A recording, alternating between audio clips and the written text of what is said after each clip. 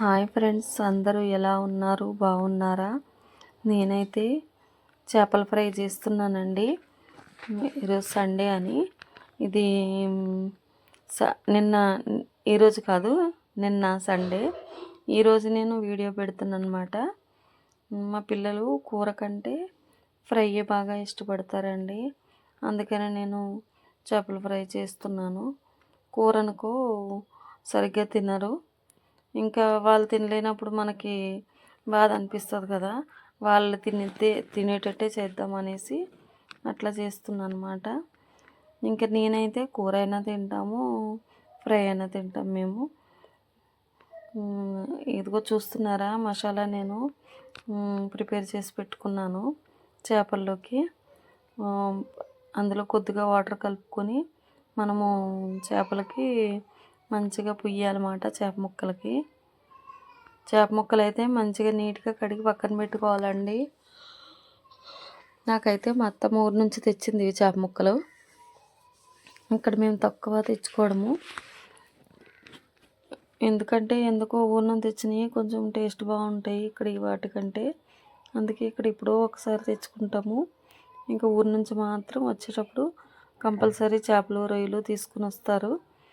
అయితే ఫ్రై పెట్టలేదు కదా, మామూలుగా షార్ట్స్లో పెట్టాను కానీ లాంగ్ వీడియో పెట్టలేదు. అయితే ఫ్రై పెడదాం కదా అనేసి ఇంక నేను వీడియో తీస్తున్నాను అనమాట.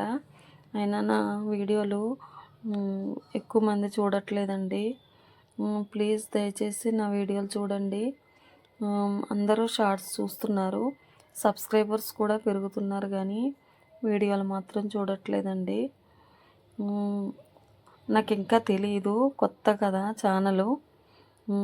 ఇంకా అలా కొద్దిగా డెవలప్ అవుతున్నాను అనమాట. స్టార్టింగ్ అంటే ఎవరికి రాదు కదండి. అలాగే కొత్త వాళ్ళు ఎవరైనా చూస్తే నా ఛానల్ని సబ్స్క్రైబ్ చేసుకోండి. మరుగుతున్న నూనెలో మంచిగా చేపలని ఫ్రై చేసుకోవాలి. ఎక్కువ మంట పెట్టకండి, ఎందుకంటే మాడిపోతాయి, టేస్ట్ అంతా పోయిద్ది, మాడిపోతుంది, మళ్ళనేమో లోపల ఉడకదు.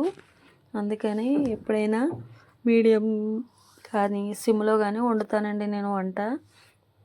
కానీ ఫ్రై కాబట్టి మనము మీడియం సైజులో పెట్టుకోవాలి, కానీ దగ్గరే ఉండాలండి. ఎప్పుడైనా చేప ముక్కలు వేసిన వెంటనే తిప్పకూడదు. ఆ పక్క కాలిన తర్వాత తిప్పాలి.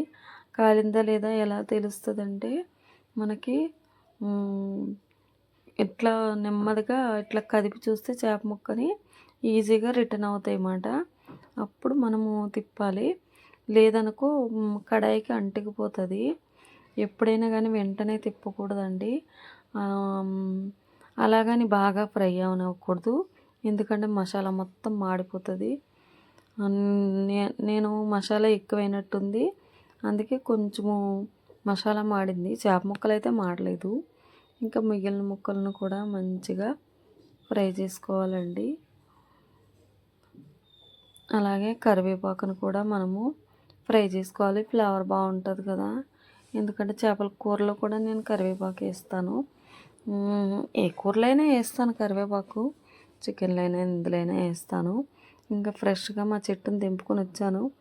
పైన కుండీలో నాకు చిన్న చెట్టు ఒకటి ఉంది, అందులో తెంపుకొచ్చనమాట. అయితే ఫ్రై అయిన తర్వాత ఇంకా మనము సర్వింగ్ బౌల్లోకి తీసుకోవడమే. చూస్తున్నారా, మంచిగా ఫ్రై అయినాయి కదా. రాని వాళ్ళు ఎవరైనా ఉంటే చూసి ట్రై చేయండి ఫ్రెండ్స్.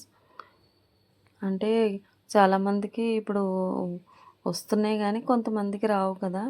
ఇప్పుడు నాకు కూడా అన్నీ రావండి, ఇవో కొన్ని వస్తాయి. ఇదైతే నేను పెళ్ళైనాక చాలా రోజులకి నేర్చుకున్నాను నేను చేపల ఫ్రై. అంతకుముందైతే అమ్మ చేసేది, నాకు రాదు. చూస్తుంటే మీకు కూడా తినేయాలనిపిస్తుంది కదా. మా పిల్లకైతే కంగారు ఆగలేదు, ఇంకా తీసుకొని తింటుంది. నేను ఫ్రై చేసి వీడియో తీస్తున్నాను, ఇంకా వచ్చింది తీసుకుని తింటుంది అన్నమాట. అలాగే నా ఛానల్ని సబ్స్క్రైబ్ చేసుకోండి. కొత్త వాళ్ళు ఎవరైనా ఉంటే లైక్